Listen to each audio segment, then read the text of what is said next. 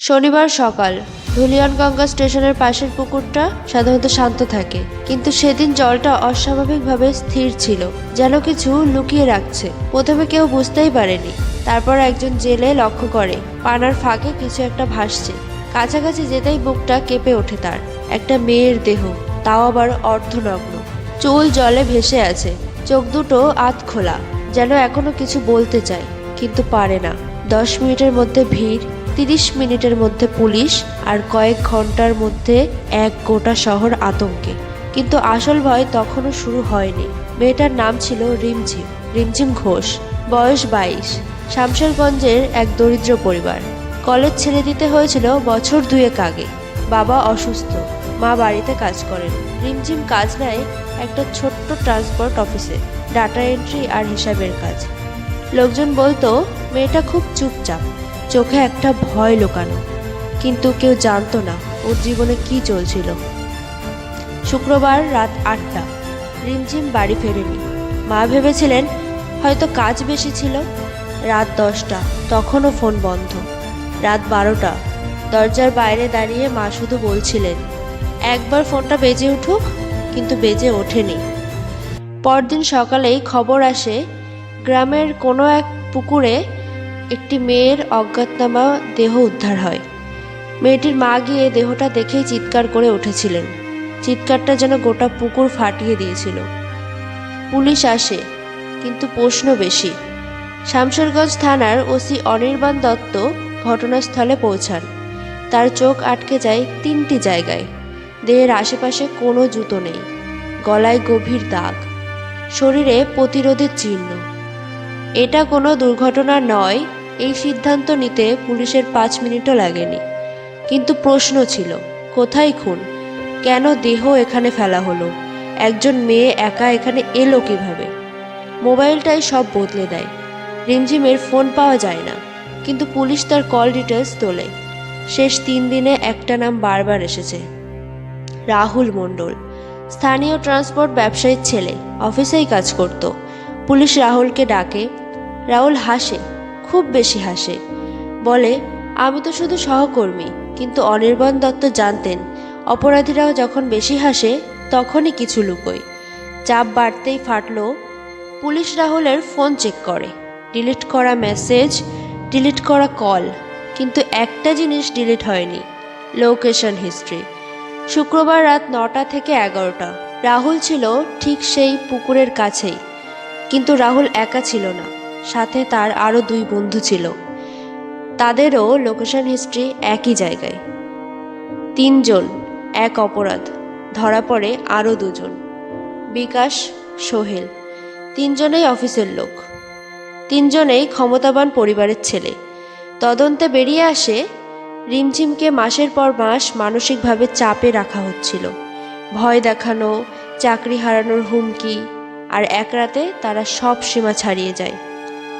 শুক্রবার রাতে রিমঝিমকে ডেকে পাঠানো হয় একটা ফাইল সাইন করার নাম করে। সে ভেবেছিল আর 5টা অফিসের রাত, কিন্তু সেটা ছিল ফাঁদ। যখন সে বুঝেছিল তখন অনেকটা দেরি হয়ে গেছিল। পুলিশের চার্জশিটে লেখা ছিল ভিকটিম চরম মানসিক ও শারীরিক নির্যাতনের শিকার হন। আর যখন সে প্রতিরোধ করে, চিৎকার করার চেষ্টা করে, একটা হাত চেপে ধরে মুখ, আরেকটা হাত গলায়, সব কিছু থেমে যায়। প্রমাণ যা কথা বলে। খুনিরা ভেবেছিল দেহ ফেলে দিলেই সব শেষ, কিন্তু তারা ভুলেছিল CCTV footage, mobile tower data, পুকুরের কাদায় জুতোর ছাপ, রিমঝিমের নখে ত্বকের কণা, সব মিলিয়ে একটা নিখুঁত চেইন। পুলিশ 72 ঘন্টার মধ্যেই 3 জনকেই গ্রেফতার করে। কোর্টে দাঁড়িয়ে রাহুল শুধু বলেছিল ভুল হয়ে গেছে, কিন্তু অনির্বাণ দত্ত জানতেন এটা ভুল নয়, এটা পরিকল্পিত অপরাধ। মেয়েটির মা এখনও মাঝে মাঝে পুকুরের ধারে যান, জলের দিকে তাকিয়ে বলেন ও যদি সেদিন কথা বলতে পারত। কিন্তু রিমঝিম কথা বলতে পারেনি, তাই আজ এই গল্প। কিছু পুকুর শুধু জল ধরে রাখে না, তারা অপরাধের নীরব সাক্ষী হয়ে থাকে। আর কিছু মেয়ে সমাজের ব্যর্থতার মূল্য দিয়ে যায় সারা জীবন ধরে। রাহুল, বিকাশ আর সোহেল তিনজনই পুলিশ হেফাজতে। কিন্তু ওসি অনির্বাণ দত্তের মুখে তখনও স্বস্তি নেই, কারণ অভিজ্ঞতা তাকে শিখিয়েছে খুনের গল্প কখনো প্রথম স্বীকারোক্তিতে শেষ হয় না। তিনি জানতেন যা বলা হচ্ছে তা পুরো সত্য নয়, আর যা লুকানো হচ্ছে সেটাই সবচেয়ে ভয়ঙ্কর। আলাদা আলাদা জেরা, আলাদা গল্প, তিনজনকে তিনটি ঘরে বসানো হয়। রাহুল বলে ও নিজেই এসেছিল, আমরা কেউ খারাপ চাইনি। বিকাশ বলে আমি বাইরে ছিলাম, ভেতরে কি হয়েছে জানি না। সোহেলও বলে সব রাহুলের মাথা থেকে হয়েছে।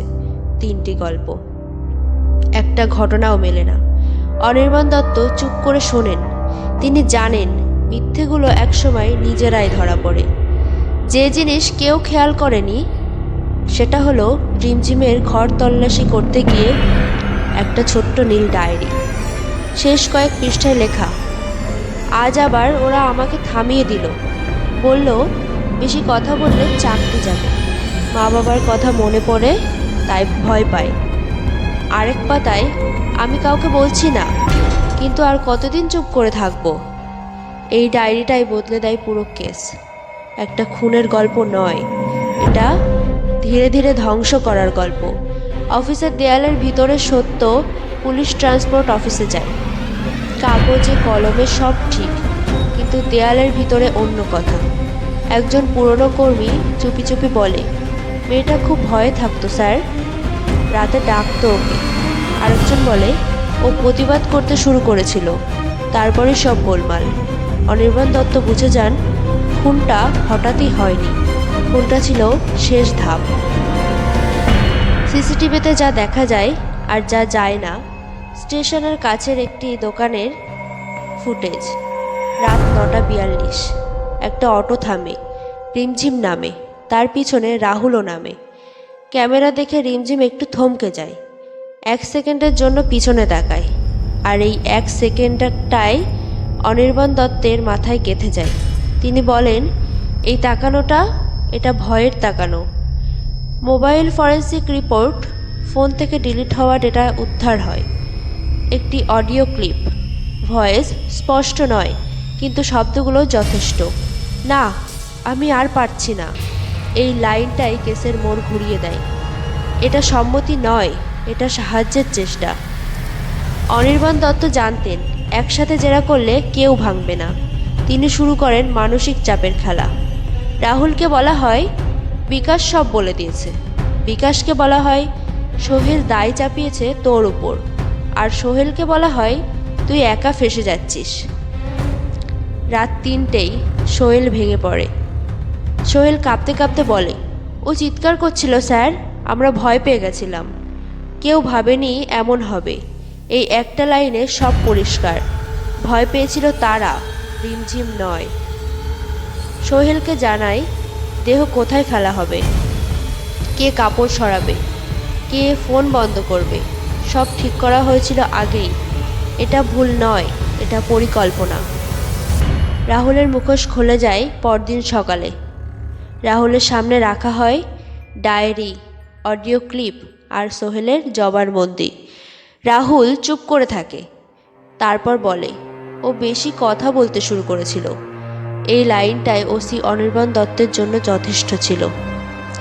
শব্দের ওজন চার্জশিটে লেখা হয়। ভিকটিমকে দীর্ঘদিন মানসিকভাবে নিয়ন্ত্রণ করা হয়। পরিকল্পিতভাবে নির্যাতন ও হত্যাকাণ্ড সংগঠিত হয়। অভিযুক্তরা প্রমাণ লোপাটের চেষ্টা করে। কাগজে শব্দ, কিন্তু প্রতিটা শব্দের ওজন ছিল একটা জীবনের সমান। আদালতের বাইরে কোর্ট চত্বরে অনেক ভিড়। রিমঝিমের মা চুপচাপ দাঁড়িয়ে।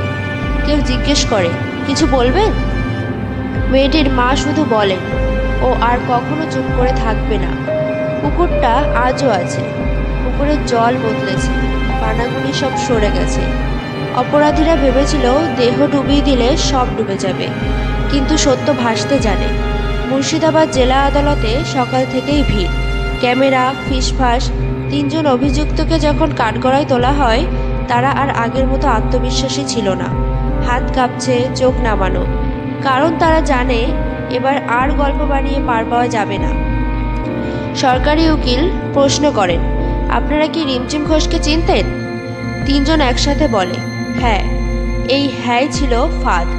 তারপর একে একে সামনে আসে call details record, location map, অফিসের সিসিটিভি, রিমঝিমের ডায়েরি।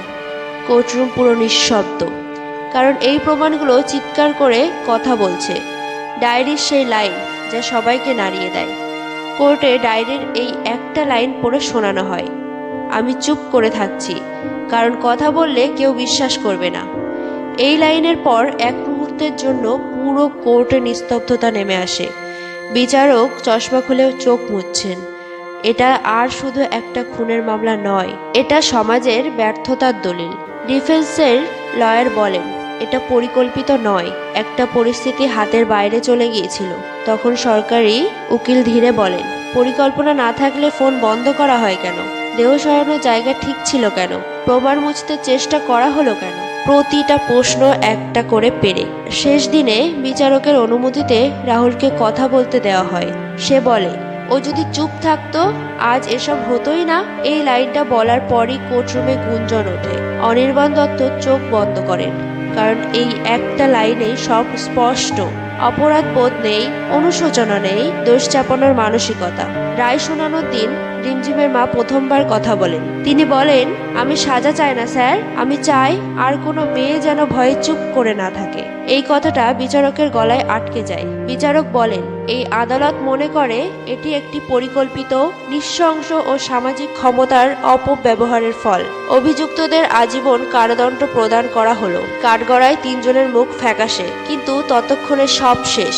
শাস্তির পরেও প্রশ্ন থেকে যায়, রিমঝিম ফিরে আসে না, মা ফিরে পান না মেয়েকে।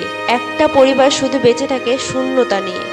অনির্বাণ দত্ত ফাইল বন্ধ করেন, কিন্তু জানেন এটা শেষ নয়। কারণ কত রিমঝিম এখনো চুপ করে আছে, কত অফিসে এই গল্প নীরবেই চলছে। কোর্টের রায়ের কয়েকদিন পর ওসি অনির্বাণ দত্ত একা পুকুরের ধারে যান। পুকুরের জল তখনও শান্ত, আকাশ পরিষ্কার। তিনি মনে মনে বলেন, তুই কথা বলতে পারিস নি, তাই তোর গল্পটা আমরা বললাম। পুকুরের জল হালকা ঢেউ ওঠে, যেন কেউ শুনেছে। সব খুন রক্ত দিয়ে হয় না, কিছু খুন হয় ভয় দিয়ে, চুপ করিয়ে দিয়ে। আর যতদিন আমরা চুপ করে থাকব, ততদিন পুকুরে শুধু জল নয়, চাপা পড়ে থাকবে আরো চিৎকার। এই গল্প কল্পনা নয়, এটা বাস্তবের প্রতিচ্ছবি। এই ঘটনাটি মুর্শিদাবাদের শামশেরগঞ্জের রিমঝিম হত্যা রহস্য। আপাতত আজ এই পর্যন্তই। দেখা হচ্ছে পরের কোনো এক কাহিনীতে। ততক্ষণ আপনারা ভালো থাকবেন, সুস্থ থাকবেন, আর সদা সর্বদা খেয়াল রাখবেন। চ্যানেলে নতুন হলে অবশ্যই চ্যানেলটিকে সাবস্ক্রাইব করে পাশে থাকবেন, আর পাশে থাকা বেল আইকনটি প্রেস করে রাখবেন, যাতে পরবর্তী ভিডিও নোটিফিকেশন খুব সহজে আপনার কাছে পৌঁছে যায়।